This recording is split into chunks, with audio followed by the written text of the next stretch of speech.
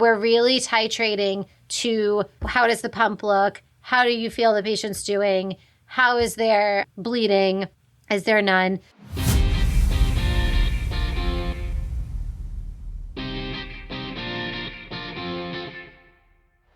Welcome back to PedsCrit. I'm Alice Shanklin, a pediatric intensivist at Cohen Children's Medical Center in New York. And I'm Zach Hodges, a pediatric intensivist at UT Southwestern in Dallas. Yes. And we are back to talk about the care of patients who require long-term VAD therapy with the Dr. Tanya Perry. Tanya, tell the audience who you are and what you do. Awesome. Thanks for having me. Yeah, my name's Tanya Perry. I'm a cardiac intensivist at Cohen Children's Medical Center in New York. My background is that I did a PICU fellowship here, then went on to a pediatric cardiology fellowship at Cincinnati Children's. And then I stayed on as faculty there to gain some experience in the CICU and really learn about ventricular assist devices with a great team there. So after that, I came here to Cohen Children's as the medical director of the VAD program here, and I still work in the CICU as faculty. Excellent. And if I remember from our prior episode, any conflicts of interest disclosed? None? None to disclose. Excellent. All right. So we did a great overview, and now we're going to get into some details really about how to prevent the worst complications. So taking you back to your PICU fellow days, you're a PICU fellow in the CICU, serving as the frontline provider for a 16-year-old with an Impella on day 3, a 3-year-old with a Berlin heart on day 47, and a 3-month-old with a PediMag LVAD on day 20. It is your week of nights. So before we get started, we've given you an Impella, a Berlin heart, and a PediMag LVAD. What is each type of VAD doing, and why might it have been selected for each of these patients? Yeah, so in general, the device we select for each patient is going to depend on a couple of different things. One is their underlying diagnosis. Are they congenital heart disease? Are they myocarditis with likelihood of rapid recovery? Are they cardiomyopathy? So they're anticipated to need long-term support based on that with low likelihood of recovery and more likelihood of going towards transplant. So underlying diagnosis is the first thing we're going to take into account. Anticipated duration of support, and then the size of the patient. The Impella is used really for larger kids, adolescents who need short-term support. So when we say short-term, we're thinking maybe a week or 2. If it's a 3-year-old, they really have less options than their adolescent counterparts. So their longer-term support is going to be more of a Berlin or a CentraMag. And then 3-month-old, similar. It's going to be, their options really are Berlin or CentraMag. And the choice of that is going to be really dependent on what is their anatomy, what is their trajectory, and do we think they're going to be recovering rapidly, or are they going to need longer-term support to transplant? Beautiful. So something that all of these support devices require is anticoagulation to mitigate the risk of stroke. Yes. Do you mind sharing, what's the general or the overall anticoagulation strategy that's used in these patients? And, do you stratify the anticoagulation strategy kind of based on risk? And how do you do that? Yeah, it's pretty device specific, but there are certain risk factors that increase the likelihood of developing a stroke or protective. So overall risk is really due to patient demographic. The smaller the patient, higher risk. So less than 5 kilos on a ventricular assist device, higher risk of stroke. The device type, so the paracorporal devices, be it continuous or pulsatile, have higher risk of stroke compared to the intracorporal continuous devices. And then BiVAD has higher risk of stroke compared to if they're just on a single device with an LVAD or an RVAD.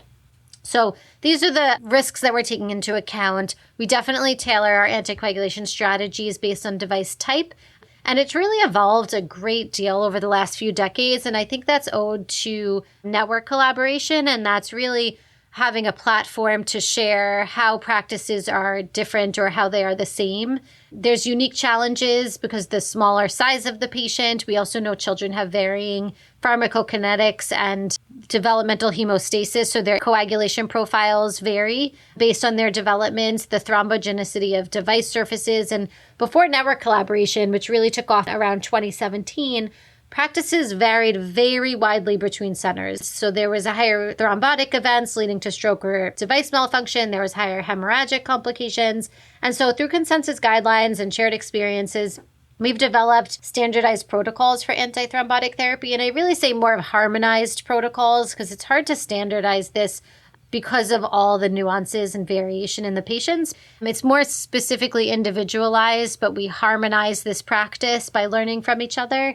And while monitoring still presents a challenge, this effort has really minimized variability. There's been improved safety. There's been improved efficacy of the antithrombotic management, and really across the VAD community, better outcomes.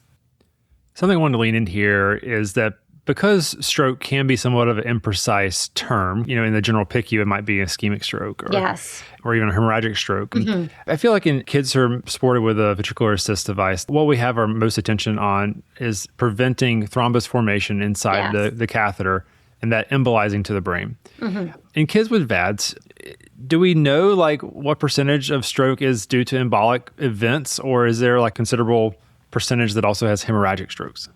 It is by large majority ischemic strokes. So most of these kids have thrombotic complications, and they mostly occur in the MCA region is what we see most commonly. But sometimes we'll see some development of hemorrhagic conversion, but that's extremely rare, honestly, in these patients, even if we continue anticoagulation after we see an ischemic stroke, unless it's an extremely large ischemic stroke. But the overarching majority of strokes are ischemic in nature. There are adverse event definitions that we use in the pediatric community to define what qualifies as a neurologic event and to define stroke a little bit better. But most of these patients, it's ischemic due to thromboembolic complications. So what's unique here about the Impella in terms of the thromboembolic complication risk? Yeah, Impella really has been a device that's utilized more and more in pediatrics if the patient's size is adequate for it to fit. So really in our adolescent population. But the Impella's anticoagulation strategy is a little bit different in that the Impella uses something called purge fluid. None of the other devices have this, so this was something I had to learn all separately and new when we started doing Impellas. But it's pretty interesting, actually. Something called purge fluid, which is a dextrose-based solution. It's infused through the Impella catheter to create a positive pressure barrier to prevent blood from entering and clotting the motor housing of the device itself. So it lubricates the bearings, ensures that the motor is reliable, and the standard solution used that's running through this motor typically initially had heparin in it. So heparin wasn't used because it was an anticoagulant. It used because it was a positive pressure barrier and sort of pushed out the blood from entering that motor housing. They realized that using bicarb solution had the same effect as heparin.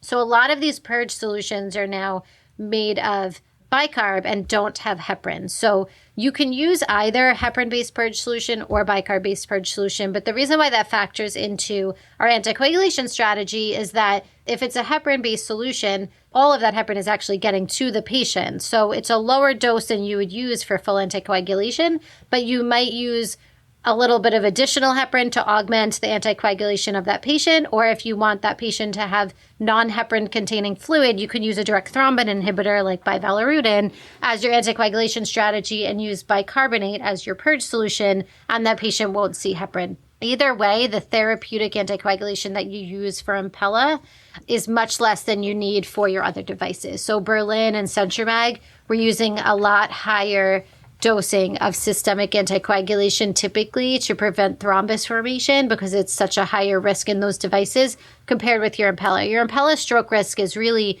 anywhere from 0 to 4% stroke risk if you're looking at different studies. So really low risk of adverse event, and so the need for systemic anticoagulation is much lower than some of your other devices.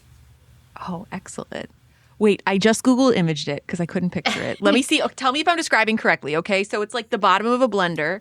It's like a tube with like a motor going into it, and the blood flows through the motor, sucks up the blood in, and then sort of out the sides. And then on the other side where the motor is housed, you have like a fluid running in to sort of keep things lubricated. Right. And it's really the positive, negative ions that's pushing out that blood. Normally, when they initially did heparin, we all thought, oh, they're thinning it so that it doesn't gunk up the device. But it really is just to prevent any blood from entering that motor housing unit. So exactly what you said, it's running through the device. And so the blood is kind of pushed away so that it doesn't clot up in that device. And so it can be bicarb, it could be heparin, but it has to have dextrose foundation in it.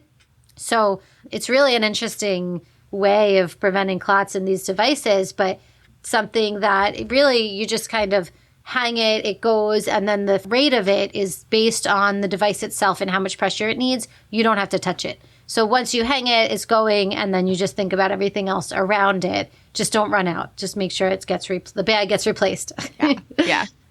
Oh, beautiful. All right. What about the Berlin heart? What are the specific risks and compared to the other ones? Berlin heart has higher stroke risk than Impella, but much better than it used to be. So there's still risk around 11% is the recent era, and that's post-2017, post-market approval. After, again, learning networks, which is always something that I am super passionate about because I think it's so important to share data and collaborate. It's not something we want to compete about. We want to improve outcomes for these kids, and I think the community has really come a long way in recognizing we all have the same goal, just improving outcomes. And so we used to all anticoagulate patients on Berlin in a different way. Some people use Lovenox, some people use heparin, some people use aspirin, some people use Plavix.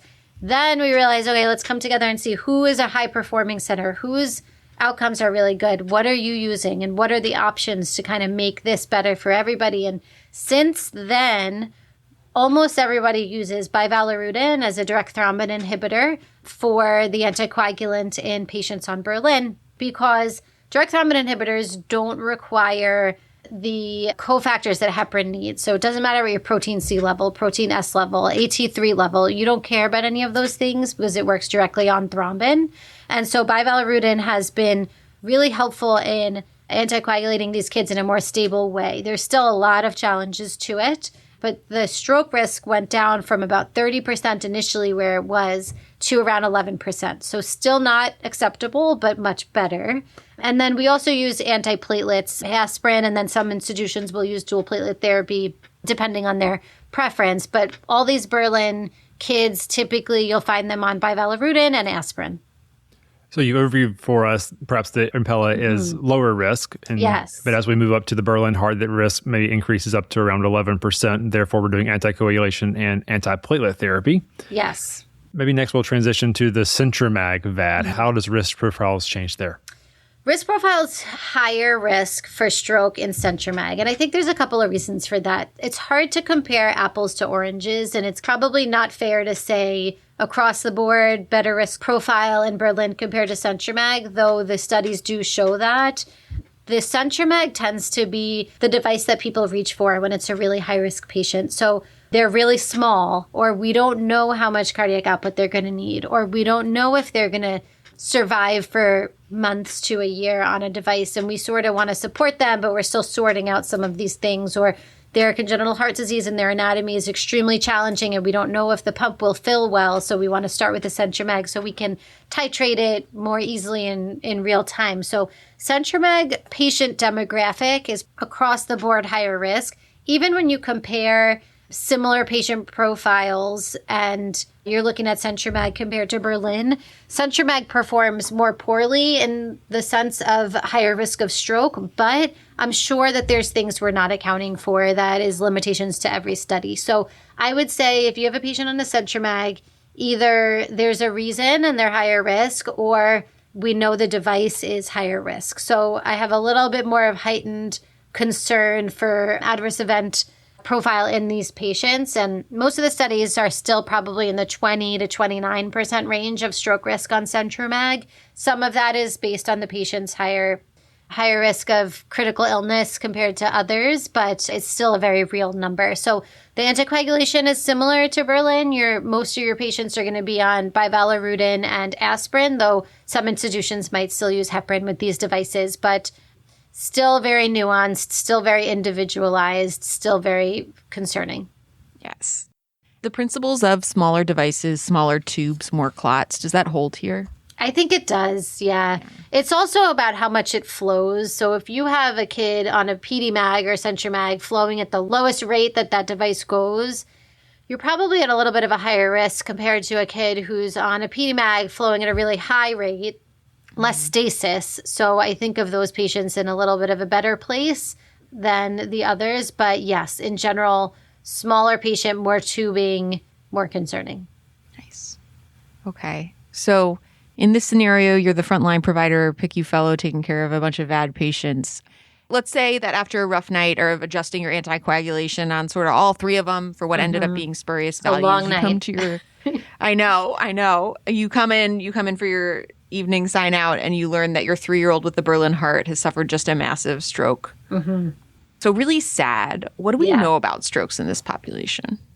Yeah, strokes in this population, it's horrible. And monitoring and titrating that anticoagulation is extremely challenging. So anyone who's titrated these drips to their goal therapeutic level in these patients knows how challenging it really is. It's really, really tough. And stroke remains one of the most devastating complications on VADs.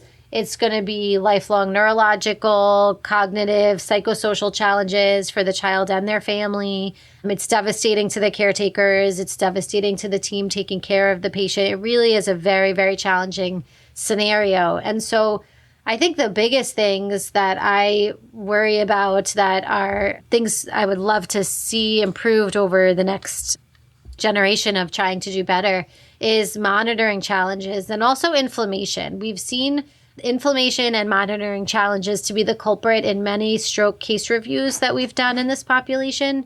So what do I mean by that? I can go a little bit into it as far as monitoring and then how inflammation plays a role. But monitoring labs are really variable because of this developmental hemostasis that I keep coming back to. The PTT or the dilute thrombin time or the INR, it isn't just reflective of the medication that the patient's on. It's really reflective of their coagulation profile. So it may vary patient to patient. It may vary within the same patient without having changed anything. And to top it off, we need to get a clean sample. So a lot of these patients end up with 2 PICC lines long term if we're unable to get one reliable sample without contamination from a dual lumen single PICC line. Peripheral stick's the best way, but if these kids are on for 6 months to a year, you don't want to stick them every day. There's challenges and issues with that in itself. So I think that's one huge piece of it. The other piece of it that we've learned over time through collaborating as a network is inflammation and derangement of the normal coagulation function during infection and inflammation events. So we see stroke follow increase in your CRP, or a driveline site is looking more red, and we see the effect of that is really thrombogenicity, coagulation derangement. So some centers use steroids to treat the inflammatory state in an attempt to decrease the incidence of stroke. I don't think we have enough data to draw strong conclusions about that, but many institutions have adopted this practice. And really, so we learn a lot about each other by sharing cases, developing best practices, standardizing therapies, but still a huge, huge challenge. Oh, yeah. Is the inflammation or the inflammation events, is that, I have a vague memory of like a VADitis where the CRP goes up and you give steroids for like a week or something. Yes. VADitis is a term not everyone has bought into, but I think it's a very real thing. It's when you see, your CRP is going up or there's inflammation, your platelets are rising, but there's no signs of infection. So you do your blood culture, you do an antibiotic rule out, you look at your driveline, everything looks good, but there's still inflammation there. And so we do see inflammation leading to coagulation derangement, challenges managing your anticoagulation because your levels are all over the place. And so places will do steroids just to take that inflammation down, even though there's no infection and you can't really identify a cause. So it's probably exposure to the foreign material and there's just like an inflammatory response, but we really don't know enough of why it happens. But steroids may help. We just don't know. You know, in each of these patients, when you're managing anticoagulation, you're doing this tightrope walk between ensuring there's no thrombus formation, but also hopefully not getting too much risk of hemorrhage. And as each individual patient's risk of thrombosis or hemorrhage were to increase, you're kind of titrating your therapies. Yeah. Clinically, is your patient bleeding or clotting has to be the most important, but it's never that clear usually. And we're relying on various anticoagulation labs. Yes. I was wondering in your practice, maybe with using valvalrudin in some of your PDMAG or Centramag patients or Berlin hearts, do you find value in using like more novel or tests that are outside our traditional coags like PT, APT, and INR? Yeah, there's been a movement to use dilute thrombin time, which is something that seems more reliable for bivalirudin compared to PTTs. Not everyone's yet using it. INR is also affected by direct thrombin inhibitors. So while it's not usually the primary monitoring lab that we're using, you will see a bump in your INR. So not reacting to that, thinking that the patient is having liver dysfunction. It's really because of your bivalirudin. So we use INR sort of as an adjunct to say, yeah, it went up a little bit, so we're obviously having an effect. PTT, we see a lot of ceiling level effects with babies and infants. So you're going up and up and up and your PTT is still 55. Why isn't it getting higher? And I think it's because of their coagulation system being so immature and not being as reliable. So we don't see that as much with dilute thrombin time, which is a better marker. The problem with dilute thrombin time is that depending on the institution, the machine that the lab is using, and the reference range that you're using, it's not the same across the board. So we've done a survey across the country of what is the machine that the lab is using to run your dilute thrombin time if you're using it. And if so, if you're using it, what is the reference range that you're using? And it really is quite variable. So it's very hard to standardize this, though it does seem like a more reliable marker. So I think more work needs to be done to find a better marker of reliability to monitor these patients. And DTT does seem promising. It's just still a lot of variability that we have to respect. So I think if we know at our institution, 60 to 80 is where we're not seeing clots and we're not seeing bleeding, but at another institution, 50 to 70 might be a similar clinical assessment. Well, that's okay. We have different reference values because we're looking at the patient and we're really titrating to how does the pump look? How do you feel the patient's doing? How is their bleeding? Is there none? So while you want a number to titrate to, it really is a very nuanced clinical assessment based on individual patients. And then there's other things like the ROTEM that you can use for platelet function and overall coagulation. That might be useful at times. Also not as readily available, doesn't result as quickly, probably not the best for day-to-day titration, but for overall view, if you're not really sure why your patient's bleeding, why your patient's clotting, and you think you're in a good place otherwise, as an adjunct, that might also be something that's useful. You know, a theme in medicine when there's like 5 or 6 different tests to try to get at the same question, that probably means there's not a one good test. I know, it's a problem. That's where we are here. Yep. Too many. None of them are perfect. Mm-hmm. Mm-hmm. When you talk about how important it is that people share their outcomes and share their experiences, I think you're involved in something called the Action Network that pools data. Can you describe what this group is and how it came about? Yes, I think the Action Network has been so unbelievably impactful in this population. There's a lot of registries. We use them. We love them. They are super useful. We've answered a lot of important research questions. In this population, specifically when you're talking about pediatric transplant, there's been great data collection through Society of Thoracic Surgeons, United Network for Organ Sharing, UNOS for Transplant Kids, Pediatric Heart Transplant Society. These registries provide standardized data. We use them. We analyze them. Impact research, great. They really are excellent. But I think the traditional proposal publication model of pulling data from these registries is kind of slow and time consuming. So while you might have a question today, being able to get the answer to that question out to the community through that process, it's going to be a year plus. It's not going to be like turn it around tomorrow.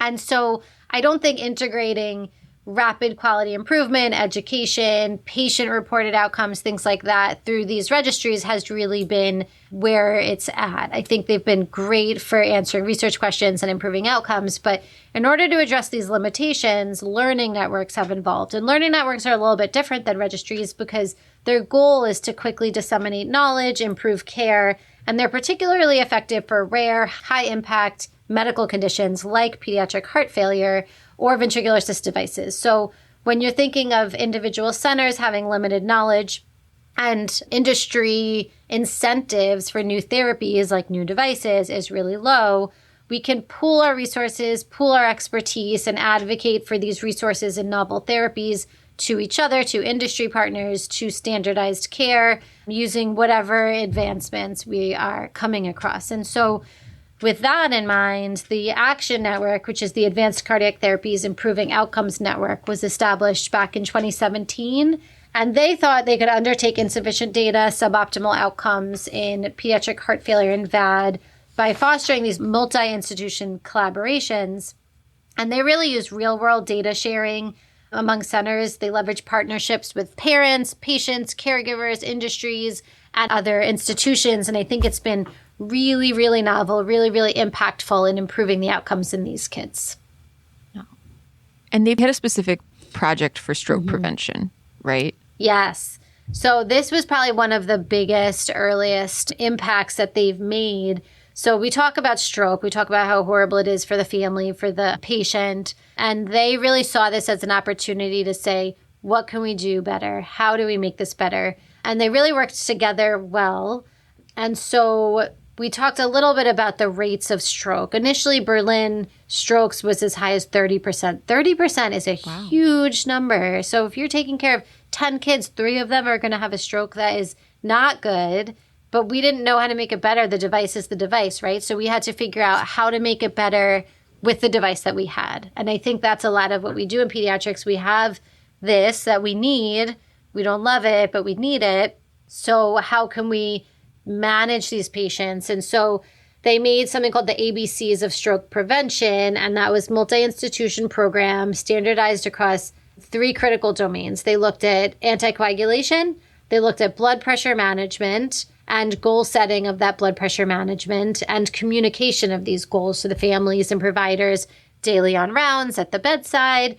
And so they use things like a daily stroke prevention checklist. And that's something that they use. It's not just saying, okay, how do we prevent the patient from having a stroke? Okay, this is what the patient's anticoagulation is on. It kind of incorporated all of those things. It said, okay, we're at the bedside. We're doing rounds. What is the patient's baseline mental status? This is a nurse who hasn't had this patient before. She doesn't know how his speech is or what deficits this patient might have if he's not at a completely baseline neurodevelopmental state. What is deviating from his normal baseline or her normal baseline? What are our anticoagulation goals? Oh, the team got busy. We're not at our goal. We didn't realize, but we discussed it on morning. Now everyone on the team knows what our goals are. Do we need to adjust our anticoagulation today? So it really looked at all of the things that increase the risk of stroke. Blood pressure. Are they hypertensive? Great. So we all recognize we're hypertensive. What are we going to do about it? Let's start an antihypertensive medication to bring it down. And so by doing all of those things, anticoagulation management, where they transitioned to bivalirudin from heparin, used aspirin as well, talked about it, had better communication tools, and talked about blood pressure management. They reduced the stroke rate to less than 12% for Berlin Heart X-score and about 5% for intracorporeal implantable VADs. And so this VAD section alone in ACTION now has enrolled over 2,000 patients. There's over 50 sites. There's over 30 harmonized protocols for mechanical circulatory support that are continuously being reviewed for further refinement. So I think harmonizing our practice, looking at what we can do better, and working together in real time. There's no slow data collection process. There's no hoops to jump through. It's just, we all think this could be better. There is equipoise in doing this better or differently because we don't know which one's better. And so really learning from each other and standardizing best practices has been their major goal. No, as an aside, it just seems like this area of medicine is developing so rapidly. Mm-hmm. And if structures can be set in place for data sharing, totally, it just seems like development in this area could be sped up generations and generations just in a few number of years. It really is amazing. And fields like this can't wait, you know? We don't have the numbers. We don't have the time. We don't have the option to say, okay, let's pull these 100 kids, see what they did, do a data analysis, publish a paper, look at it next year. That's a year that's gone by where everything's changed again. So now we're pulling another new 100 kids because everything's different. It's evolving so quickly that I don't think it can wait for non-real-time world data sharing. It's so true. And this is right. This is a 30% to a 5 to 10% stroke risk. This isn't like my bronchiolytic research where they may or may not have needed that extra day of high flow, right? Which is also so important. Yeah, but it is. Yeah, you don't have time. And the fact that you're doing this is really amazing. Yes. And it brings attention to the industry partners. Like the industry says, oh, they can disseminate this data this quickly, or they can put together a team to analyze whether or not this change in practice is better. It's helping the industry partners say, oh, our devices are doing better. Oh, this is how we should be managing this device. So they're listening too. So it's not just us on the ground. It's really coming from all sides, patients, families, industry, providers. It's really useful. Oh, that's awesome. Say I'm an early PICU fellow or early CARDS fellow, doing my frontline provider CICU time, listening to this episode, and I'm thinking about my VAD patients who've stroked, wondering if they're using these Action Network protocols. My first question is, are they probably? Like, do you feel like you have a quorum of all of the VAD centers? And if not, how can an institution that's not already involved use the protocols or the systems that have been so successful in their program? Yeah, I think the education piece is also a huge factor. Before this all started, there was no standardized way to educate our providers. So they were learning, but there was no like, these are the objectives you need to hit during fellowship. These are the things you need to learn about these patients. And now there's resources available. So My Action Education is a website through this network that you can watch videos, you can read harmonized protocols, you can look at outcomes and data, and you really can learn in order to help advocate for your patient, in order also to advocate for your own education, to say, I've never taken care of this patient before. Let me go watch like a 2-minute video on how to take care of these patients. What's the stroke risk? How do I prevent stroke? So I think using those resources, education, harmonization documents, there's also the checklists we talked about that you can hang up at the bedside. So go on the website, print the checklist, put it up, and say, okay, we're done with rounds. No, we're not done. We have to go through the checklist. I think that's really important. And then there's 1-page summaries that were also made for each device. So you can also hang up it at the bedside that, okay, I have a patient on a Berlin, or I have a patient on CenturyMag, I have a patient on a Impella, HeartMate 3, and hang that at the bedside so that the nurses can look at it and say, oh, these are the normal starting settings. We're not really there. Why aren't we there? What's different about my patient? Or this is how I can walk the cannulas and look for clots or fibrin. Oh, this is when the clots or fibrin become concerning if they're greater than 5 millimeters, if it's mobile, if it's darker, if it's changing. So I think looking at those resources that now exist really help everyone on the team have a voice. You can be really loud as the one attending or the VAD coordinator, but everybody can have access to these resources and really ask the questions that need to be asked and hold everybody accountable, and also make the parents and families and patients feel comfortable, like we're all on the same team and we're all on the same page. And I think we are, to answer your other question. I think the number of institutions in Action is now over 50. I think it's most, if not all, institutions across the country and Canada. So everyone realizes we really just want to work together. No one is in this to prove someone wrong. We do reviews on every stroke that takes place across the network. And so we review it as a team, and it's a very enlightening learning experience. No one is looking and saying, you should have done this differently, but we might say we would have done this differently, and that's okay, or we wouldn't have done this differently. And nobody's looking at it to say that anyone's wrong or right. It's really, we don't know. So this looks better, or I've seen this before, and this is what I did about it. And I think those are the things that we need to do to really work together to improve outcomes of these kids. These resources you mentioned, the 1-page summaries and checklists, are these things available open access or only to the centers that participate? They are available to everyone. If you're at an Action Center, you can go on My Action Education, and if you don't have a login, you can ask for a login and they will give you one. So anyone that's involved at an Action Center has access to all of these resources. Okay, that sounds great.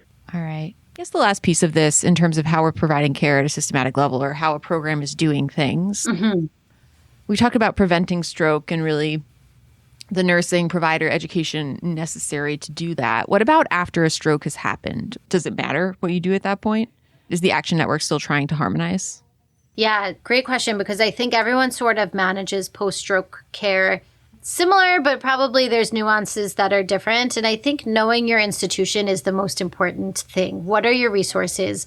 ahead of time, what are the phone numbers you need to call? Do you call a code stroke? Do you have a code stroke? Do you have a pathway that you need to do? So I think knowing your institution and your resources, standardizing your pathways at your team and communicating with these small group decisions, I think is probably the most important. So anticoagulation, we talked about what to do with it after the stroke. That is still a big question mark, but I think that we tend to continue anticoagulation, but depends on the size of the stroke. And this is where knowing your resources and having a small team to discuss this is probably the most important. So have a standard algorithm for pediatric stroke management, implement a post-stroke management bundle. This should emphasize early recognition of stroke symptoms, urgent neurological evaluation with your head CT, whether or not you need a CT angiogram that can be worked on with the neurology team at your institution, neuroprotective measures, whether there's intracranial pressure monitoring indicated or potential interventions like thrombectomy or cranial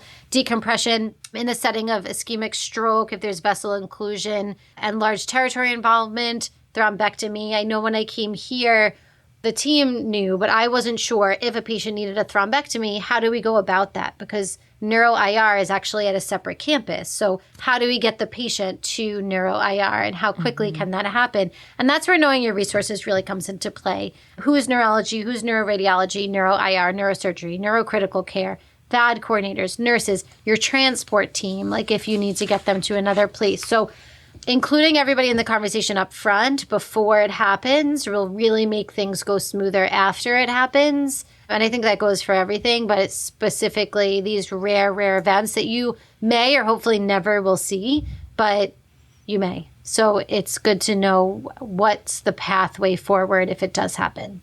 You know, a theme is it just takes so many different people to take great care of these kids. And all of our teams are so big. And for these life-altering instances where you have ischemia to the brain, we can't be figuring out this de novo at 2 o'clock in the morning. It's got to be go. And it will happen on Saturday at 2 o'clock in the morning. Yeah. It's not going to be like a Tuesday at noon thing. Yeah.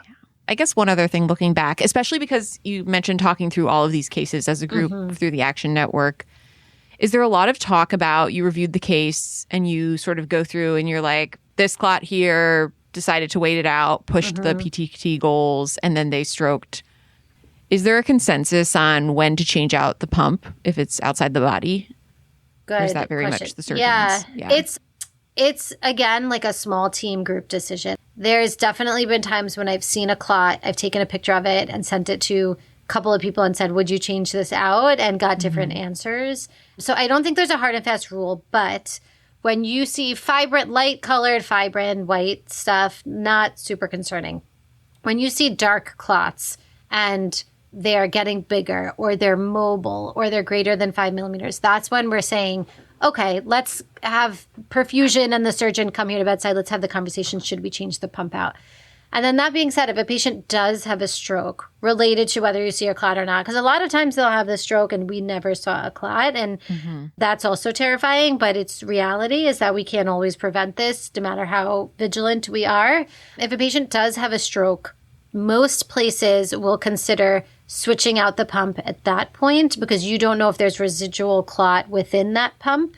So a stroke itself, an ischemic stroke itself, may be an indication to then change the pump out. Not always, but it's a consideration for discussion. This is really the open mindset of, okay, let's get together, have a discussion. What is the best next step forward here? Because there is no hard and fast rules. There's just concerns and red flags where you should prompt that discussion. Something large and mobile, really, that's less of a question, but it's usually a gray area where you're still trying to decide and weighing the risks and benefits to that patient, but more likely than not, you're going to just need to have that discussion at bedside.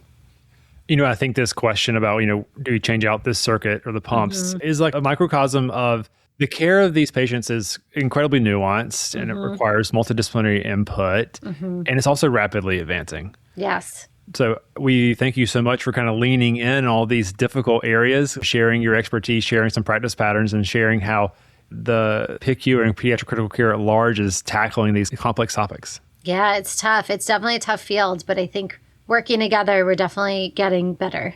Well, thank you so much for joining us today. Looking forward, what do you see as the next big advances in pediatric extracorporeal support?